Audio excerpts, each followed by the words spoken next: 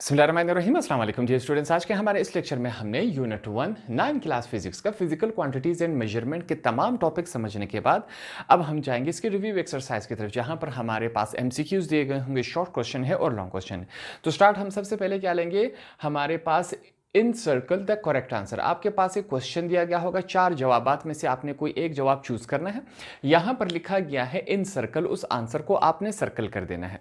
अब एग्जाम में आपने क्या करना है, इस तरह के क्वेश्चन जब आए आपने इन सर्कल नहीं करना, आपका जो मुकम्मल आंसर है आपने वही लिखना है, ऐसा नहीं करना। फॉर एग्जाम्पल हम कहते हैं कि इसका आंसर ए है, आपने आंसर शीट पे जाके ए लिखना है, नहीं, आपने मुकम्मल आंसर लिखना है। ठीक है, तो पहला पार्ट हमारे पास क्या कहता है, the number of base units in SI is. हमारे पास जो बेस यूनिट्स थे वो टोटल कितने थे, हमने सीखा था वो हमारे पास टोटल 7 थे। तो इस वजह से यहां पर हम इसको इनसर्कल कर देंगे, ये हमारे पास करेक्ट आंसर है। Second one is the fundamental unit of time in SI is. हमारे पास जो टाइम का यूनिट है, एसआई यूनिट है, वो हमारे पास क्या था, टाइम को हम किस चीज से पैमाइश करते हैं, हम सेकंड के जरिए इसकी पैमाइश करते हैं। तो इस वजह से टाइम का जो एसआई यूनिट है वो हमारे पास सेकंड्स है। थर्ड वन हमारे पास क्या है, which one of the following is not a derived unit. हमने सीखा था कि कुछ यूनिट्स हमारे पास डिराइव्ड थे, कुछ बेस थे। ठीक है, दोनों हमने सीखे थे। अब यहां पर 4 दिए गए हैं, कहता है कि इनमें से कौन से हमारे पास डिराइव्ड यूनिट नहीं है। न्यूटन हमारे पास क्या है, डिराइव्ड है। वॉट हमारे पास क्या है, डिराइव्ड है। पास्कल हमारे पास क्या है, डिराइव्ड।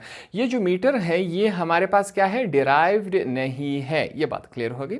आगे चलते हैं, आगे हमारे पास है 1 nanometre is equal to. 1 nanometre कितने के बराबर होता है, हमने सीखा था कि नैनोमीटर 10 की पावर -9 के बराबर होता है। तो ये करेक्ट आंसर है।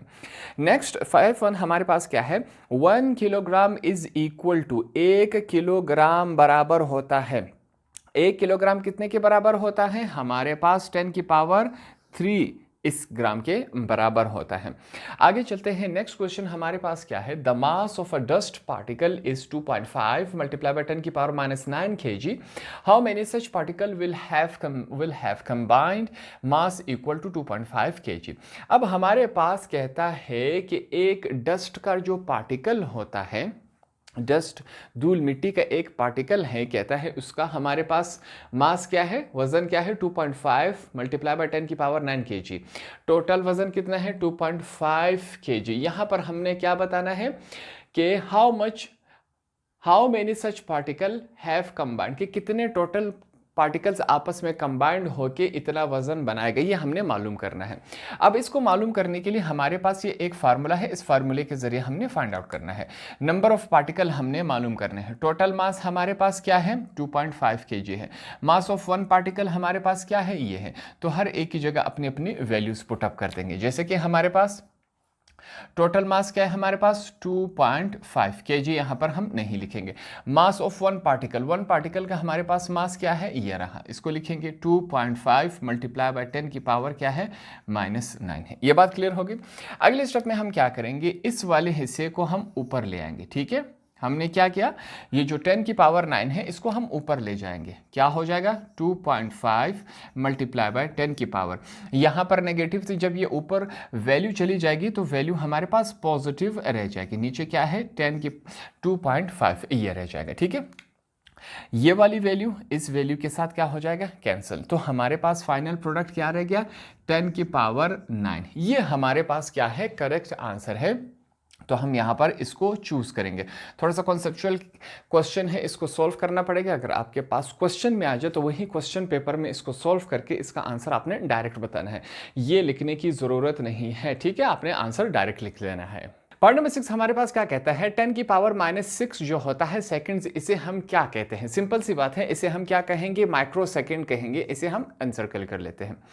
द साइंटिफिक नोटेशन, ये हमारे पास वैल्यू दी गई है 58,000 metre, can be written as. अब इसको अगर हम साइंटिफिक नोटेशन में लिखे तो कैसे लिखेंगे, ये रफ वर्क में थोड़ा सा कर लेता हूं। हमारे पास क्या है,